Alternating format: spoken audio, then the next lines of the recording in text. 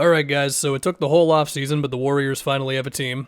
The Kuminga situation, for now, is he's on an extension, a short one with the team option, but he's on the team as of right now. He's trade eligible in January. Melton and Horford signed yesterday, and if I can be a Celtics fan real quick, I just hope we get to see him in high-stakes games again, because he could still make an impact. I mean, he's one of my favorite players ever. I'm thinking about Horford and Melton, and both guys who certainly fit into the way the Warriors want to play. You know, take good shots, keep the ball zipping around, find Steph moving off the ball, off-ball screens all over the place, Jimmy's driving the whole thing. It feels like, even after the Jimmy trade, one thing the Warriors have had to deal with for years now is no matter what lineup they put on the floor, they're putting something out there around Steph and Draymond and eventually Jimmy, but they're taking something off as well, right? Like, maybe there's not enough shooting, maybe there's not enough defense, maybe there's not enough size, perhaps not enough ball handling, whether it's Pods is in, Moody's in, Hield's in, Jackson Davis is in, whatever. Well, assuming that Horford's knees are going to still cooperate, he would have his moments with the Celtics where, like, to open up the season, he's looking a little slow, and then eventually he looks like 4 years younger. As long as he's going to make shots, make the right passes, make good screens, and be in the right spot on defense, which I expect him to be able to do all those things, you're going to get shooting and defense and size in one guy. Now, he was 36% from three this past season.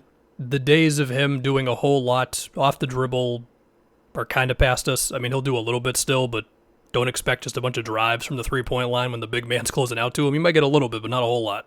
But still, he gives him a real shooter at the 5 spot, and Quentin Post provides that as well, but Quentin Post doesn't have Horford's smarts, experience, defensive IQ, all that. So I'm picturing, like, Horford setting an off-ball screen and then flashing out to the three-point line.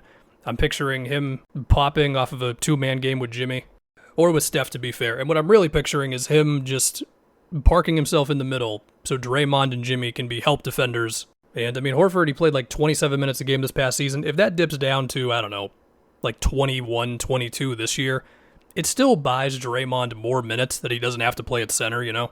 So it's good stuff. Look, he's going to have stretches where he just looks old. At other times where he looks a little more young. You know, Al's good. And then as far as Melton goes, yeah, on-ball defense and three-point shooting, man. That's nice.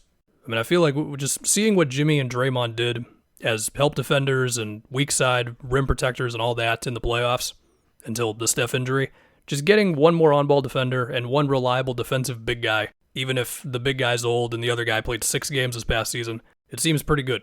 Also, Horford being there, and assuming that Al's three-pointer doesn't fall off this upcoming season, perhaps it makes it a little easier to fit in the Kuminga-Jimmy minutes, and now we can talk about Kuminga for a little while.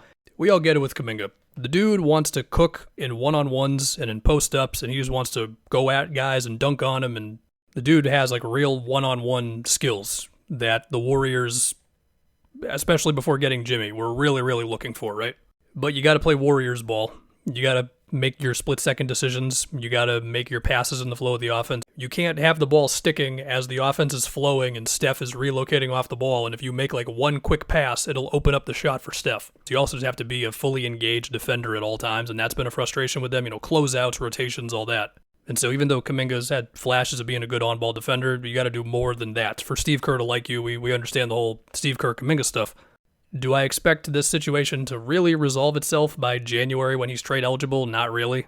I mean, my mind is immediately just thinking about, okay, so if they combined Kuminga's money and a smaller contract, they can get to, I believe, like mid to high 20s in salary. The Malik Monk thing was out there. If the Warriors don't want somebody like Malik Monk who can score and provide some like secondary ball handling and playmaking, but is a guard who you're going to have to cover for defensively, then they're probably going to want more of a wing who can switch across a few positions. And I should say, if I'm making any CBA violations, my bad, you know, the aprons now. Be a tough on-ball defender and fit into the offense, but hopefully not just be a role player on offense.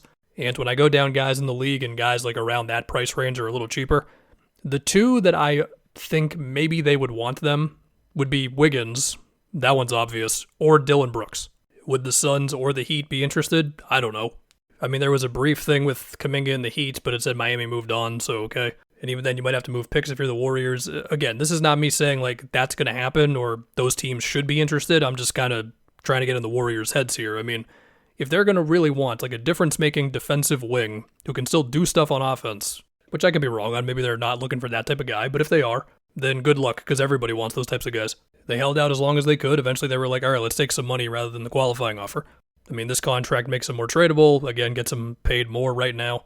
The wording from Shams was what? They can get ripped up and renegotiated. Like, I have to assume somebody on one of their two sides, probably Kuminga's side, gave Shams that exact thing to say.